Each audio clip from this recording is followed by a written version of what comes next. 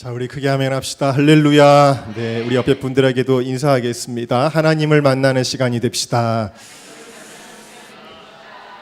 네, 오늘 말씀의 제목을 조금 바꿔보겠습니다. 한번 따라해 주시겠어요? 괜찮아. 기도하면 된다. 네, 벌써 여러분들 이 한마디면 오늘 설교는 다 끝입니다. 네, 여기 다 들어있는데 여러분들 정말 기도하면 된다라는 믿음으로 돌아가는 그런 시간이 될 수 있기를 주의 이름으로 축원합니다. 요즘 날씨가 굉장히 덥습니다. 그래서 심지어 밤에도 기온이 30도 이상을 올라가는 초열대야라고 부르는 그런 시간들입니다. 그래서 너무 날씨가 더워서 잠을 잘 못 이루시는 분들이 있습니다. 자다가도 깨고 또 뭐 밤에 도저히 잠이 오지 않아서 뭐 청계천 같은 데는 사람들이 나와 있기도 하고 그런다고 그렇게 이야기를 제가 들었습니다. 잠을 지난 밤에도 잘 주무셨는지 모르겠습니다만 오늘 말씀에 보면은 잠 못 이루는 한 사람이 나옵니다. 그의 이름은 바로 야곱이시요.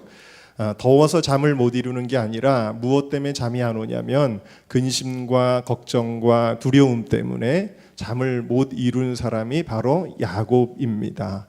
혹시 여러분들도 근심 때문에, 걱정 때문에, 두려움 때문에 불안하고 초조해서 잠이 잘 오지 않는 그런 상황과 또 고난의 시간들을 보내시는 분이 계시다면 오늘 하나님께서 이 야곱의 사건을 통해서 주시는 그 음성을 받으시기를 주의 이름으로 축원합니다.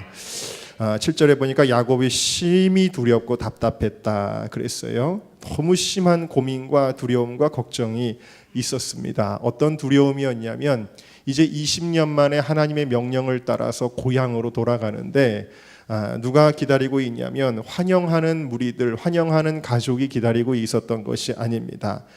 누가 기다리고 있었냐면 너 잘 만났다 하면서 이 야곱을 죽이기만을 혈안이 되어 있는 그러한 무시무시한 형 에서가 기다리고 있었습니다. 이 에서는 여러분들도 잘 아시다시피 아주 상남자입니다. 사냥꾼이고 아주 힘을 쓰는 사람이고 그를 따르는 무리들도 마찬가지였을 것입니다. 거기다가 그 에서는 극한 원한과 극한 분노에 사로잡혀 있었어요. 여러분, 사람은 극한 분노를 가지고 있을 때 더 강력한 어떤 폭력성을 내게 되어져 있는데 바로 지금 에서는 그런 상태에 있었다라는 거예요. 그 에서에게로 가는 길이다라는 겁니다. 그래서 이 어두움이 깊어갈수록 이 야곱에게 엄습하는 두려움은 더욱 깊어졌습니다.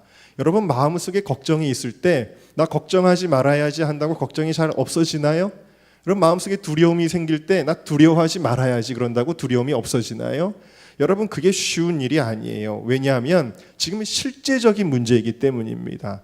당장 실제적인 문제가 현존하고 있다고 한다면 그러면 내 마음속에 두려움과 걱정이 그렇게 쉽게 없어지는 게 아니잖아요. 여러분, 오늘 우리들에게도 누구에게나 그런 시간들이 올 수 있고 올 것입니다. 여러분, 이와 같이 두려움과 걱정과 근심으로 잠 못 이루는 밤에 여러분들은 어떻게 보내시겠습니까? 우리가 세 가지로 오늘 은혜를 나눌 텐데요. 첫 번째 함께 따라하겠습니다. 하나님만 보이는 1대1의 시간. 네, 야곱이 머리를 씁니다. 어떻게 머리를 쓰냐면 야곱은 지금 거부가 됐잖아요. 그래서 수많은 소, 양, 염소 뭐 이런 것들이 잔뜩 있었어요. 자, 이것들을 뭐 나귀도 있고 이것들을 형에게 선물로 주면 마음이 좀 녹아지지 않겠는가 이런 생각을 합니다. 근데 선물을 보내는데 어떻게 보내냐면 몇 대로 나누는 거예요. 그러니까 1대, 2대, 3대 이런 식으로 무리를 나눴습니다. 왜냐하면 처음에 1대가 이제 가서 종들이 이야기하는 겁니다. 너 누구에게서 왔느냐? 전 야곱이 보낸 사람입니다. 이 가축들은 야곱이 형님 에서에게 보내는 선물입니다. 이렇게 하겠다라는 거예요. 그리고 2대가 가서 또 그렇게 하고 3대가 가서 또 그렇게 하겠다라는 거예요. 이런 과정들을 통해서 형의 마음을 누그러뜨리겠다라는 거예요. 만약에 1대가 형 에서에게 보내는 선물이라고 합니다 했는데 무슨 소리냐? 나는 이런 거 필요 없다. 그러면서 사륙하고 죽이면 그때는 내가 그냥 도망가야 되겠다. 이런 생각을 하게 된 거예요. 그러니까 야곱이 굉장히 영리한 사람이라는 것을 우리가 알 수가 있죠. 그런데 야곱이 이 가축들을 선물로 또 자기의 가족들을 가솔들을 다 세 떼로 나눠서 정확하게 몇 대로 나눴는지는 안 나와 있습니다만 대략 세 대 정도로 보여지는데 한 떼를 먼저 강을 건너게 합니다. 그리고 두 번째 떼를 강을 건너게 합니다. 그리고 세 번째 떼를 강을 건너게 해요. 그리고 자기의 가족들과 사랑하는 아내들, 자녀들까지 다 강을 건너게 합니다. 그리고 어떻게 됐다 그랬냐면 오늘 말씀의 24절을 보니까 야곱은 홀로 남았더니 그랬어요. 함께 따라할까요? 야곱은 홀로 남았더니. 자, 야곱 홀로 남았습니다. 여러분, 야곱은 지금 굉장히 불안한 시간인데 홀로 남은 그 시간은 더 불안할 수 있어요. 더 외롭고 고독할 수도 있는 거지요. 굉장히 어려운 시간일 수 있습니다. 그러나 바로 이 홀로 남은 시간이 야곱을 구원하는 시간, 야곱을 복되게 하는 시간이었음을 우리는 발견하게 되는 것입니다. 여러분, 그동안 야곱은 성공하기 위해서 너무 바쁘게 살아왔어요. 야곱은 정말 열심히 있는 사람이라는 것을 성경을 아시는 분들은 알 겁니다. 외삼촌 라반의 집에 가서도 그는 쉬지 않고 일했습니다.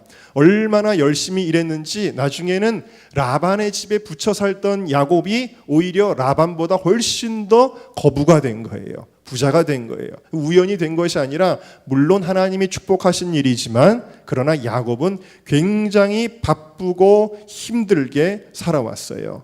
근데 그러다 보니까 하나님을 잊고 살았습니다. 그가 처음 형 에서를 피해서 집을 나올 때에 베델에 돌베개를 하고 자고 일어나서 그 돌단을 쌓고 하나님 앞에 예배드렸던 그 하나님, 그때 기도했던 그 하나님, 그때를 야곱은 잊고 20년간을 정말 정신없이 정말 바쁘게 살았다라는 것입니다. 그런데 그가 그렇게 바쁘게 살았지만 그가 그렇게 바쁘게 살아서 소유했던 그 모든 것들이 지금 그 무엇으로도 야곱에게 도움이 되지 않아요. 야곱의 마음은 여전히 불안합니다. 모든 것을 강 건너 보낸 후에 비로소 하나님과의 1대1의 만남, 잊었던 하나님을 다시 찾게 되었습니다. 하나님이 야곱에게 요구하시는 가장 중요한 것은 무엇이었냐면 나랑 1대1로 만나자라는 것이었습니다. 하나님과의 1대1의 만남, 여기서부터 모든 것이 풀어지기 시작하는 것입니다. 여러분, 우리의 인생에도 우리가 의지하던 것들이 끊어지는 때가 옵니다. 우리가 의지하던 재물이 끊어지는 때가 와요. 우리가 의지하던 권력이 끊어지는 때가 오고 우리가 의지하던 인간관계가 하나둘씩 다 끊어져 버리는 때가 옵니다. 내가 의지하던 건강도 끊어지고 나를 도울 수 있는 모든 것들이 다 끊어져 버려요. 그러면 우리가 내 주위에 내가 의지하고 내가 지탱하며 살았던 것들이 하나 둘씩 지워지기 시작하면 그러면 그때서야 단 한 가지가 남게 되는 거예요. 그러면 누구만 보이게 되느냐? 바로 하나님만 보인다라는 사실이에요. 네. 여러분, 하나님이 야곱과 씨름할 때에, 예수님이 야곱과 씨름할 때에 야곱의 환도뼈를 꺾으신 것처럼 내가 집착하고 내가 의지하던 마지막 남은 하나까지도 하나님은 꺾어버리신다라는 거예요. 야곱은 열심으로 살았는데 그 열심마저 낼 수 없는 환도뼈를 꺾으시는 사건이었다라는 거예요. 야곱은 더 이상 의지할 것이 없어요. 다리를 저는 신세가 되었습니다. 하나님만 보이게 된 것이죠. 하나님만 의지하게 된 것입니다. 여러분, 이와 같이 하나님이 우리를 꺾으실 때에 굉장히 고통스럽습니다. 굉장히 힘든 시간들입니다. 그렇게 나에게서 하나둘씩 다 떨어져 나갈 때 이 시간들은 굉장히 어려운 시간들이에요. 그러나 사실은 영적으로 보면 굉장히 복된 시간이라는 것을 여러분들이 믿으시기를 주님의 이름으로 축원합니다. 여러분은 그 고난의 밤에 하나님과 대면하는 시간을 복으로 여겨야 됩니다. 제가 알래스카에 있을 때 석정우 집사님이라는 분이 계셨습니다. 언젠가도 한번 말씀드린 것 같은데 이분은 굉장히 뭐라 그럴까요? 세상적으로 잘 나가시는 분, 노시는 분, 그리고 주먹을 쓰시는 분이었습니다. 사실은 그렇게 아주 깡패 같으신 그런 분이었는데 부인은 예수를 잘 믿었어요. 항상 남편을 위해 기도하기를 쉬지 않았습니다. 남편이 제발 예수 믿었으면, 남편이 제발 교회 나갔으면, 새 사람 됐으면 늘 부인이 그렇게 기도를 했어요. 근데 남편은 관심이 없었어요. 그런데 이분이 이제 떼돈을 벌고 싶어서 뭘 탔냐면 킹크랩을 잡는 배를 탔습니다. 킹크랩 여러분 좋아하시죠? 다들? 네, 알래스카에 가면은 얼마 돈 많이 안 주고도 쉽게 사 먹을 수 있는데 킹크랩을 타는 배를 한번 타면은 떼돈을 벌 수가 있는데 이 킹크랩 배는 굉장히 위험합니다. 그래서 그 개들을 잡다가 그냥 그 그물에 빨려 들어가 가지고 바다에 빠져 죽는 사람들도 있고 그렇습니다. 원래 이 에스키모들만 할 수 있는 건데 에스키모들이 할당제로 이렇게 해 가지고 다른 영주권자들도 이렇게 가끔씩 탈 수 있게 하는데 그 배를 탈 기회를 얻은 거예요. 그 배를 탔습니다. 내가 떼돈을 벌어야지 했습니다. 떼돈을 벌기는커녕 그 배가 풍랑을 맞았어요. 바다에서. 풍랑을 맞아가지고 이리저리 떠밀려 가다가 어느 무인도에 이 배가 정박하게 됐습니다. 그리고 그 무인도에 무려 며칠을 있었냐면 한 달 가까이 있었습니다. 한 달 가까이 모든 게 두절되고 완전히 파손돼가지고 그래 무인도에 있는 거예요. 그런데 이 무인도에 가니까 여러분 무인도에 가니까 아무것도 없죠. 핸드폰도 안 터지고 텔레비전도 없고 라디오도 안 나오고 그런 곳입니다. 거기 무슨 도서관이 있는 것도 아니고 할 일이라고는 아무것도 없는 거예요. 그런데 재미있는 것은 그 부인이 남편의 가방을 싸줄 때 성경책을 한 권을 쑤셔 넣었습니다. 그래 가니까 할 일이 없는데 한 달 동안 이분이 뭘 했냐면 누가 읽으라 그래도 읽기 싫었던 성경책인데 할 일이라고는 성경책 읽는 것밖에 없는 거예요. 그래서 이 한 달 동안 이분이 성경을 읽기 시작했어요. 할렐루야. 그리고 여러분 결론은 제가 말씀 안 드려도 아시겠죠? 그 성경책을 읽다가 예수 믿고 싶은 마음이 들은 거예요. 더더군다나 고난이 깊은 그 어려운 밤이지 않습니까? 그 시간에 하나님을 찾고 의지하는 마음이 생기다 보니까 성경책을 읽는데 막 은혜가 되는 거예요. 그래서 나중에 교회에 나오게 됐고 은혜 받게 됐고 제가 있을 때 집사님까지 되게 되었어요. 할렐루야. 여러분 하나님과 내가 1대1로 남는 그 시간이 여러분 괴롭고 외롭고 고독한 시간이 아니라 참된 축복의 시간임을 믿으시기를 주의 이름으로 축원합니다. 그러므로 지금 방황하고 더 분주할 때가 아니라 모든 것을 내려놓고 하나님을 만나야 하는 시간이라는 거죠. 근데 여러분 더 지혜로운 사람은 이와 같이 하나님의 손으로 우리를 꺾으시고 고난을 통해서 우리를 연단의 길로 인도하시기 이전에 스스로 주님과의 1대1의 만남을 가지는 자가 더 지혜로운 자입니다. 여러분 우리는 너무 많은 것에 우리의 시선을 빼앗기고 있어요. 아침에 일어나자마자 뭘 쳐다봅니까? 스마트폰을 봅니다. 카톡을 확인을 합니다. 또 우리는 칭얼대는 아이들에게 우리의 시선을 빼앗깁니다. TV와 인터넷에 우리의 시선을 빼앗기고 마음을 빼앗깁니다. 문화생활, 취미생활에 우리의 마음을 빼앗깁니다. 수많은 전화통화를 받아야 하고 또 SNS를 하고 동료들과 친구들에게 우리의 시선과 마음을 하루 종일 빼앗깁니다. 그리고 단 몇 분도 주님과의 1대1의 만남을 가지지 못하는 것입니다. 주님께서는 우리에게 말씀하세요. 너는 기도할 때에 내 골방에 들어가 문을 닫고 은밀한 중에 계신 내 아버지께 기도하라. 은밀한 중에 보시는 내 아버지께서 갚으시리라 그랬어요. 여러분 주님께서 골방에 들어가라고 말씀하세요. 이것은 진짜 골방에 들어가라는 의미가 아니라 이 골방에 들어가라는 것은 지금 이 말씀 이전에 마태복음 6장에 나오는 말씀인데 바리새인들은 항상 사람들과의 관계를 중요시 여겼다는 거예요. 바리새인들은 항상 사람들에게 잘 보이려고 하고 심지어 기도할 때도 주님을 의식하고 기도하는 게 아니라 사람들이 나를 보면 지금 내가 신앙 좋다 그러겠지 이런 식으로 기도를 했다 그러는 거예요. 지금 주님께서 말씀하시는 거는 그렇게 사람들에게 어지럽혀져 있지 말고 주님께 집중하라고 말씀을 하시는 것입니다. 여러분 주님과의 1대1의 만남, 여러분들이 지금 수십 명이 여기서 예배를 드리고 있지만 그럼에도 불구하고 여러분 옆에 사람이 중요한 게 아니에요. 주님과 나와의 1대1의 만남이 중요한 것입니다. 여러분 주님과의 만남에 집중해야 한다라는 것입니다. 남들에게 그럴듯한 사람으로 인정받는 것이 아니라 주님께 인정받는 사람이 되어야 될 줄로 믿습니다. 예수님은 기도하실 때 어떻게 기도하셨는가? 누가복음 5장 16절에 보니까 예수는 물러가사 한적한 곳에서 기도하시니라. 예수님을 따르는 수많은 무리들이 있었는데 예수님은 그런 것들로 인하여 주님과의 관계가 방해받지 않기를 원하셨다라는 거예요. 예수님이 사역하면서 수많은 사람들을 만나는 것을 중요하게 여겼을지라도 그러나 하나님과의 만남 시간만큼은 양보할 수가 없는 거예요. 근데 예수님이 한적한 곳에 기도하시는데 군중들이 그것도 알아채고는 예수님이 어디에 있대? 예수님이 저기 삼성동 322-1 은정교회에 있대. 사람들이 막 몰려드는 거예요. 예수님 어떻게 하셨냐면 마가복음 6장과 또 마가복음 1장에 보면은 사방에서 그에게로 한적한 곳까지 쫓아오니까 나중에 마가복음 1장 35절에 새벽 오히려 미명에 예수께서 일어나 나가 한적한 곳으로 가서 거기서 기도하시더니 그랬어요. 사람들이 자꾸 방해하니까 예수님이 어떻게 하셨다고요? 새벽에 일어나셨어요.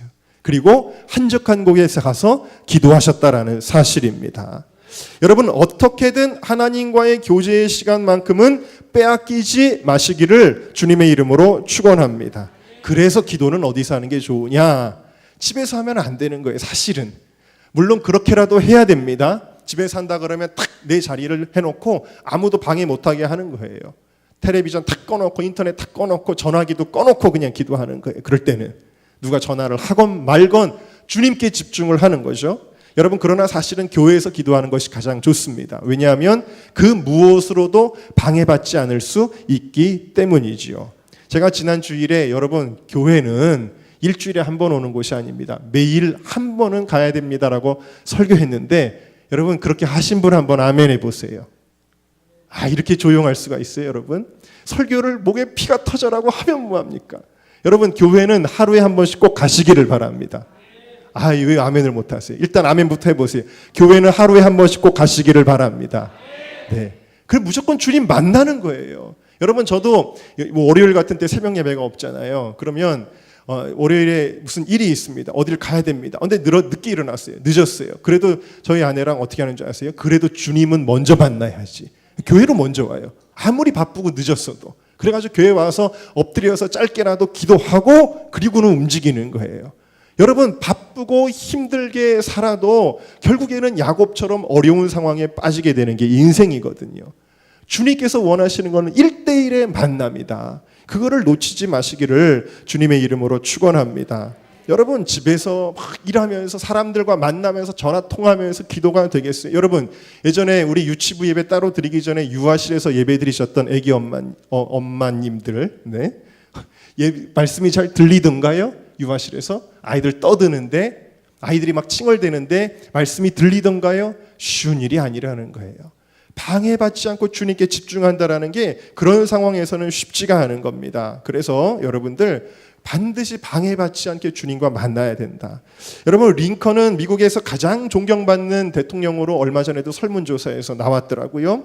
이 링컨은 어떤 대통령이냐? 머리가 좋은 대통령, 뛰어난 대통령, 이전에 그는 기도하는 대통령이었어요. 그래서 북군의 전세가 불리해졌을 때 1863년 4월 30일을 금식 기도일로 선포하고 온 국민이 기도하자. 국민이 기도하게 했습니다. 그걸로 위기를 넘겼죠. 미국의 인기 배우였던 제임스 머독이 링컨의 초청으로 백악관에 머물다가 새벽에 링컨의 기도 소리를 듣고 깨었다라고 고백을 하기도 하였습니다. 링컨은 군사들을 격려하기 위해 전쟁터를 자주 찾았습니다. 그리고 그는 막사의 입구에서 하나님 앞에 기도하는데 이 막사의 입구에 하얀 손수건이 걸려 있으면 지금은 링컨이 뭐 하는 시간? 기도하는 시간. 그럼 아무리 전쟁에 급박한 일이 있어도 들어갈 수가 없어요. 안 됩니다. 못 들어갑니다. 아무리 급해도 지금은 들어갈 수 없습니다. 대통령께서 이 손수건이 걸려 있는 동안에는 아무도 들어올 수 없다고 하셨습니다. 그러는 거예요. 왜? 하나님과의 만남이 더 중요했기 때문이라는 거죠. 그래서 링컨은 전쟁을 승리로 이끈 후에 뭐라고 고백을 했냐면 북군의 승리는 기도의 승리였다.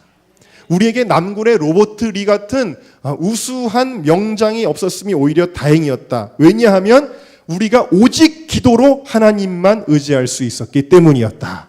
그렇게 고백을 했어요. 여러분 40일 기도행전을 합니다. 주님과의 1대1의 만남을 꼭 가지시기를 주님의 이름으로 축원합니다. 자, 두 번째 함께 따라하겠습니다. 문제 해결보다 나의 변화를 요구하신다. 여러분 야곱에게 지금 심각한 문제가 있다 그랬죠. 그 문제가 누구예요? 에서예요. 에서가 아주 포악한 마음을 가지고 야곱을 죽이려 드는 겁니다. 그래서 하나님 앞에 필사적으로 기도한 거예요. 야곱이 하나님 제발 에서를 좀 어떻게 해주세요. 그렇게 기도한 겁니다. 에서를 어떻게 좀 바꿔주시든 막 이렇게 기도한 겁니다. 그런데 하나님께서 뭐라고 응답하시냐면 그래 내가 에서를 해치워 줄게 혹은 내가 에서를 누그러뜨려 줄게. 하나님이 그렇게 응답하시지 않고 뭐라고 응답하시느냐? 먼저 말로 응답하시기 전에 야곱의 환도뼈는 어디냐면 이 골반, 이 조인트를 가리키는 거예요. 그러니까 온 몸을 지탱하는 곳이에요. 여러분 저도 갑자기 오늘 아침에 일어나니까 여기 좀 담이 좀 걸렸던데 담 조금만 걸려도 굉장히 불편하거든요. 근데 이 환도뼈를 하나님이 치신 거예요. 그러니까 이게 말도 못할 일이죠. 퍽 하고 쓰러지는 겁니다. 그리고는 여기 나오는 하나님의 사자는 성육신 하시기 이전에 예수 그리스도를 가리키는데 이 예수께서 야곱에게 뭐라고 말씀하시냐면 너 이름이 뭐냐 그러시는 거예요. 뜬금없이 내가 에서를 해치워 줄게 이런 대답 안 하시고 너 이름이 뭐냐? 야곱입니다. 그래? 그러면 너 이제부터는 야곱이라 하지 말고 내 이름을 이스라엘이라 할 것이다. 그러는 거예요. 여러분 이게 무슨 얘기일까요? 야곱의 이름의 뜻은 야곱은 쌍둥이로 태어났어요. 근데 형 에서가 먼저 나오니까 먼저 나오고 싶었는지 그 아기가 이거는 그의 삶을 예표하는 사건이었는데 발 뒤꿈치를 자꾸 따라 나왔어요. 먼저 나오려고 애를 썼다는 거예요. 그래서 이 야곱의 이름의 뜻은 발 뒤꿈치라고 하는 뜻을 가진 아카브라고 하는 말에서 나왔어요. 근데 이 발 뒤꿈치를 잡는다는 뜻은 이 발 뒤꿈치라는 뜻은 이 히브리 사람들에게 어떤 의미를 가지고 있냐면 좀 야비한 거를 가리켜요. 뒤통수를 치다란 말을 하죠. 우리는 이 사람들은 발 뒤꿈치를 치는 것을 의미해요. 그러니까 발 뒤꿈치를 붙잡는다는 것은 어떤 뜻이냐면 남을 사취하는 자, 거짓된 자, 교묘한 자라는 뜻을 가지고 있는 거예요. 그러니까 이 야곱은 실제로 욕심이 많고 경쟁심이 많고 아주 약삭 빠르고 머리를 굴리는 사람이 바로 이 야곱이에요. 그래서 형의 축복을 가로채려고 형을 속이죠. 아버지를 속입니다. 그리고 라반의 축복을 가로채기 위해서 라반도 속이죠. 속이는 자였어요. 그리고 열심을 내요. 아주 열심이고 최선을 다하고 어떻게든 내 걸로 만들어야 되는 그런 사람이 바로 인간적인 열심이 대단한 사람이 바로 이 야곱이었어요.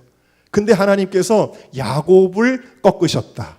그리고 그에게 이름을 주신데 이스라엘이라는 것은 그가 이제 씨름하여 하나님을 이겼기 때문에 하나님과 싸워 이긴 자라는 뜻도 가지고 있지만 하나님이 통치하신다, 하나님이 다스린다라는 뜻도 갖고 있어요. 이제 야곱은 인간적인 열심이 있던 사람인데 그의 이름에 엘은 하나님이거든요. 하나님의 이름이 들어갔다. 그의 삶의 주인이 야곱에서 하나님으로 바뀌게 되는 놀라운 역사가 일어나게 된 것입니다. 여러분 여기서 우리가 중요한 것을 발견하게 되는데 야곱은 자신의 외적으로 일어나는 문제를 해결해 달라고 하나님 저 사람을 좀 바꿔달라고 기도했는데 하나님은 그 사람을 바꾸는 것보다 무엇에 관심하셨느냐?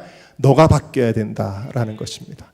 야곱을 바꿔주셨다라는 사실이에요. 여러분 그래서 하나님께서 환도뼈를 꺾으신 것은 그의 자기 힘으로 뭘 해보려고 했던 자기의 교만과 욕심과 고집으로 가득했던 그의 자아를 하나님이 꺾으셔서 하나님만 의지하는 사람으로 변화시켜 주셨다라는 사실이지요.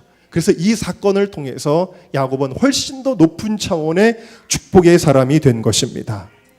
제가 첫 전도사 사역을 할 때 공덕교회에서 전도사 사역을 할 때 자신만만했습니다. 그 전까지도 제가 예관교회에 있을 때도 사역을 그래도 나름 잘했다라고 생각을 했기 때문에 자신만만했어요. 그런데 제가 이제 중고등부를 맡았는데 중고등부 첫 번째 교사회의를 열었는데 제가 1년 동안의 행사 계획을 다 만들고 우리 학생부가 어떤 비전과 목표를 가지고 이런 일을 할 것입니다.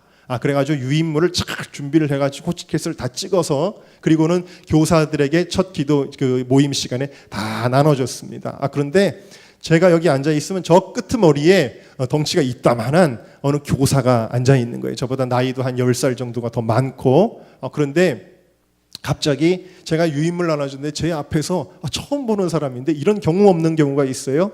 여러분 갑자기 이걸 휙 던져요. 제 앞에서 휙 던지는 거예요. 유인물을 휙 던지면서 에이 이런 거 해봐야 무슨 소용이 있습니까? 이런 거 다 해봤습니다. 그러는 거예요. 여러분 얼마나 황당하든지요.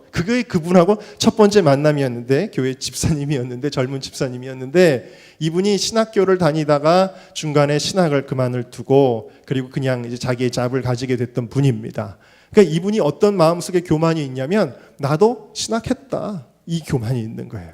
신학생들 알기를 우습게 하는 거예요.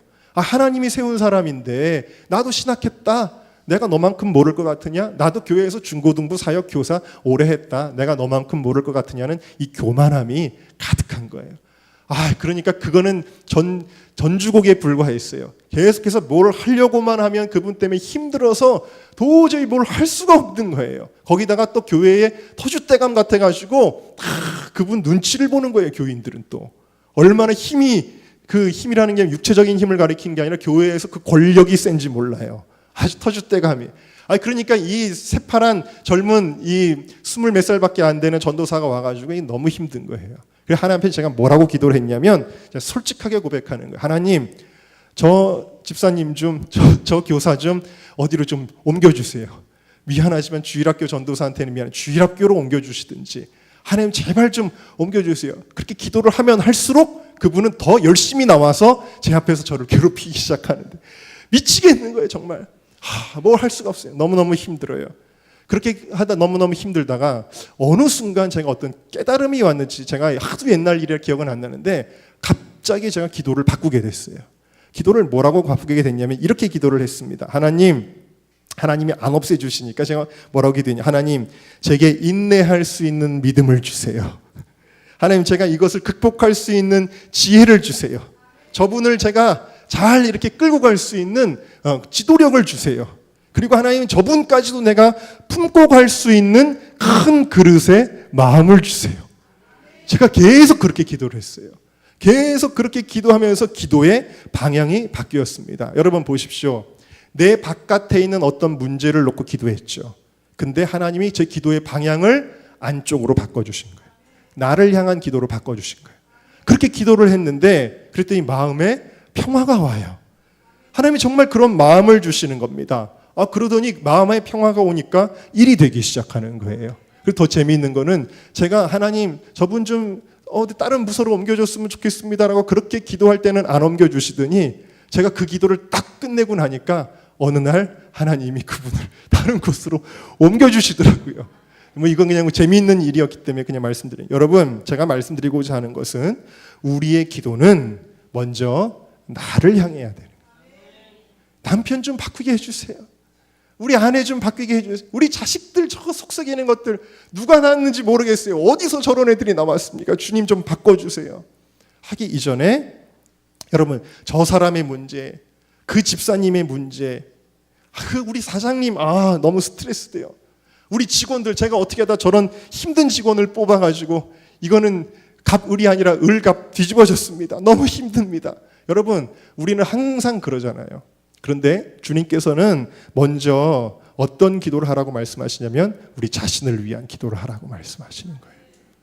내가 주님 앞에 더 겸손하게 하시고 내가 주님 앞에 더 성결하게 하시고 내가 주님 앞에 더 온유하게 하시고 내가 주님 앞에 더 굴복하게 하여 주시고 무엇보다도 내가 주님과 더 친밀하게 하옵소서. 1대1의 만남을 잃어버렸습니다. 주님 내가 더 주님 의지하게 하여 주옵소서. 그렇게 기도하며 나가는 우리 모두가 되시기를 주님의 이름으로 축원합니다. 우리 마지막으로 함께 따라하겠습니다. 괜찮아. 기도하면 된다. 여러분 야곱의 잠을 못 이루고 있던 문제에서의 살기를 하나님이 누구려뜨려 주셨습니다. 해결됐어요.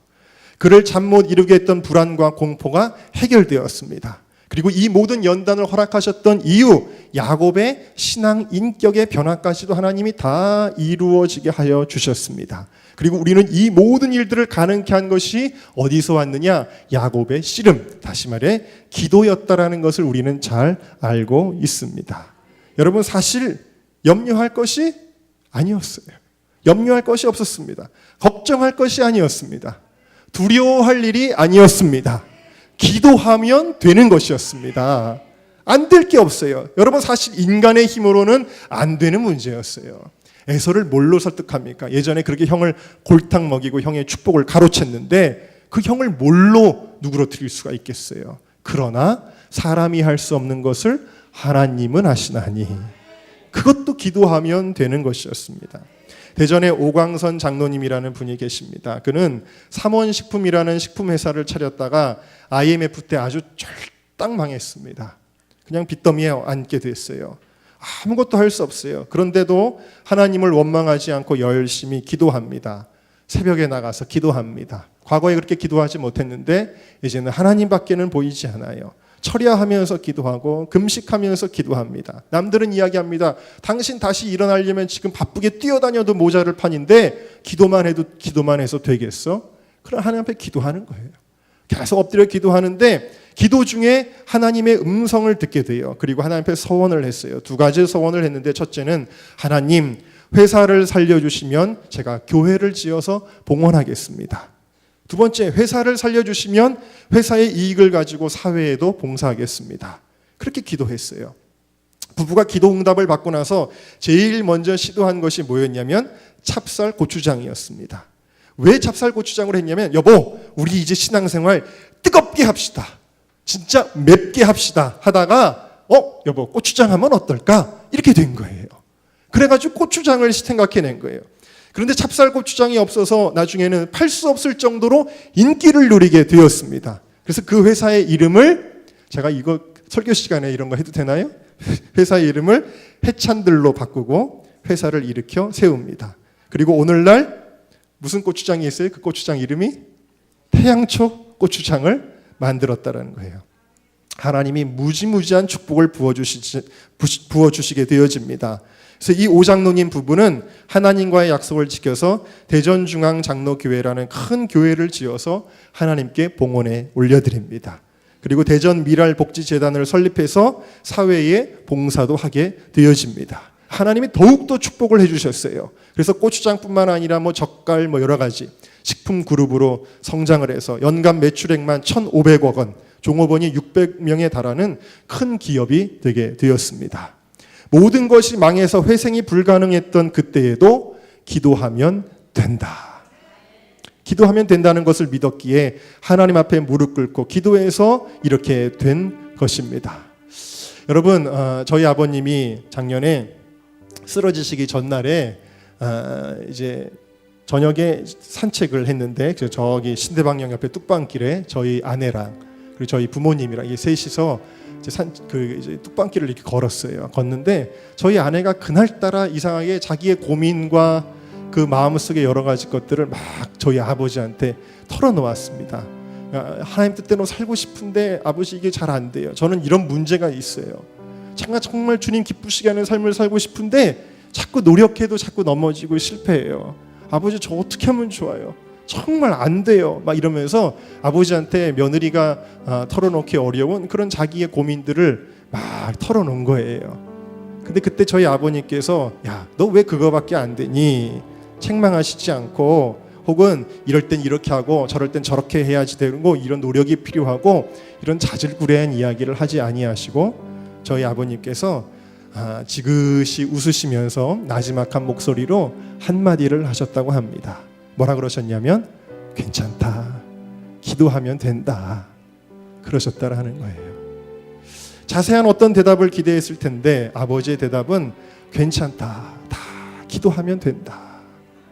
인생을 오래 사시고 오랜 목회 생활을 하신 후에 저희 아버님께서 주신 대답은 이럴 땐 이거고 저럴 땐 저거고 그게 아니었어요. 괜찮다.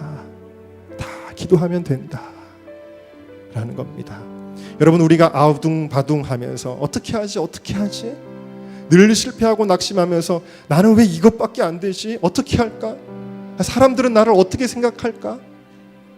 여러분 도저히 내 힘으로는 안 되는 어떤 가정의 문제, 인간관계의 문제, 자녀의 문제, 짜증내고 화내고 소리치고 뭔가 해보겠다고 이 방법 저 방법 다 써보는 우리들에게, 그래서 염려하고 걱정해하고 불안해하는, 낙심해하는 우리들에게 동일하게 주님께서는 그렇게 말씀하실 것입니다. 괜찮다. 다 기도하면 된다. 여러분, 이 믿음을 가지고 승리하는 여러분들이 되시기를 주님의 이름으로 축원합니다.